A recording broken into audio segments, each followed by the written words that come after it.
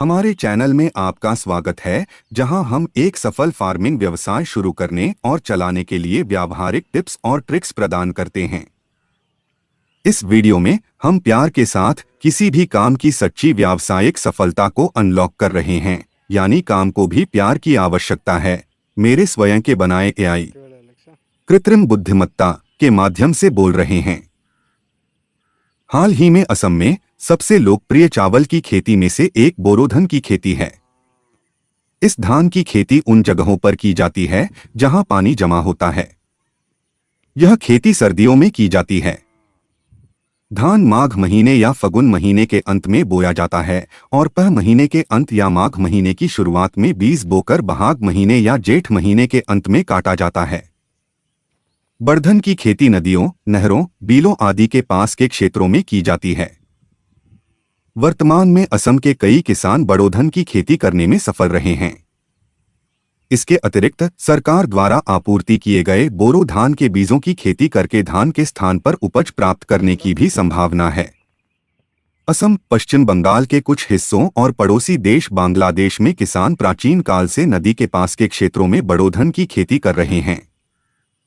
जलभराव और गाद की सुविधा को ध्यान में रखते हुए विशेष रूप से नदियों, बीलों आदि के पास के क्षेत्रों में यह माना जाता है कि सर्दियों के मौसम में भी धान की खेती करने के लोगों के प्रयासों के कारण बड़धन का जन्म हुआ है।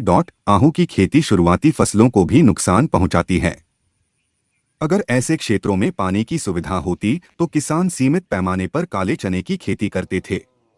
धीरे धीरे जब सिंचाई की सुविधा उपलब्ध हुई तो 9 क्षेत्रों में बोरो की खेती का विस्तार किया गया। उन्नत किस्मों के उपयोग और पानी और खाद के नियंत्रित उपयोग के कारण शाली धान की तुलना में बोरो धान की खेती अधिक लाभदायक हो गई है। सर्दियों के मौसम में ठंड का सामना करने की क्षमता रखने वाली किस्मों को बोरो कहा जाता है। आजकल आहू, शाली और बोरो में कई उत्पादक और इसी तरह की प्रजातियां बनाई जा सकती हैं। चूंकि मानसून के दौरान बोरो धान नष्ट हो जाता है, इसलिए जहां तक संभव हो बारिश आने से पहले इस किस्म की कटाई की जानी चाहिए। गेहूं की सामान्य विशेषताएं इस प्रकार हैं। पत्तियां अर्धगुच्छेदार और गहरे हरे रंग की होती हैं। 165 से 170 दिनों में कटाई। सर्दियों का सामना करने में सक्षम। यह रोग प्रतिरोधी है। मई जून तक कटाई। हस्तमैथुन और गांधी पू को रोका जा सकता है। गजली नीमला कटाई से पहले और बाद में धान को दबाने में फायदेमंद है। अधिक उत्पादक, कम से कम 60 क्विंटल प्रति हेक्टेयर। उर्वरक की मात्रा और उपयोग। उर्वरकों का उपयोग कृषि को बढ़ाता है और उत्पादन को बढ़ाता है। जौ के धान में निम्नलिखित तरीके से उर्वरकों का प्रयोग किया जाना चाहिए। सिंचित भूमि में यूरिया के 1/3 भाग को फॉस्फेट और पोटाश के साथ मिलाकर जुताई के समय यूरिया उर्वरक का प्रयोग करना चाहिए। शेष यूरिया खाद का आधा हिस्सा मुरझाने के समय और आखिरी में मुरझाने के समय छिड़का जाना चाहिए। कटाई का समय। धान को पकने में लगभग 170 दिन लगते हैं। आजकल सिंचाई प्रणाली सरकारी या गैर सरकारी आधार पर आसानी से उपलब्ध हो गई है, जिससे बोरो खेती का क्षेत्र भी बढ़ा है। वर्तमान में यह माना जाता है कि बोरो खेती की उपज खेती किए गए धान, आहू, साली से अधिक है। विशेष रूप से बाढ़ प्रभावित क्षेत्रों में किसानों को बोरो की खेती से काफी हद तक लाभ हो सकता है।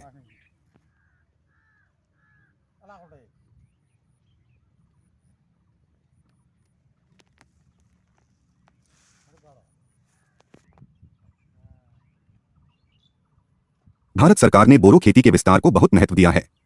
इस खेती का विस्तार पहले ही ओडिशा, उत्तर प्रदेश आदि राज्यों में किया जा चुका है। यह किसानों को शुष्क मौसम के दौरान चावल की दूसरी फसल उगाने की अनुमति देता है, जिससे उनकी कुल उपज और आय बढ़ जाती है। यह उन क्षेत्रों में कुल चावल उत्पादन में महत्वपूर्ण योगदान देता है जहां इसकी खेती की जाती है।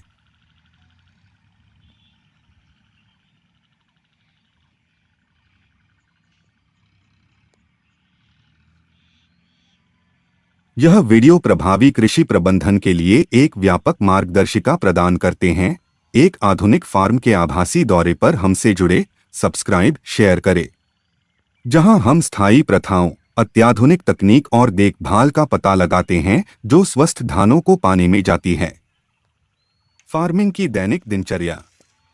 चुनौतियों और पुरस्कारों के बारे में जानें और दुनिया भर के उपभोक्ताओं के लिए ताज़ा और पौष्टिक भोजन प्रदान करने के लिए इस उद्योग के महत्व के बारे में जानकारी प्राप्त करें। धन्यवाद देखने के लिए।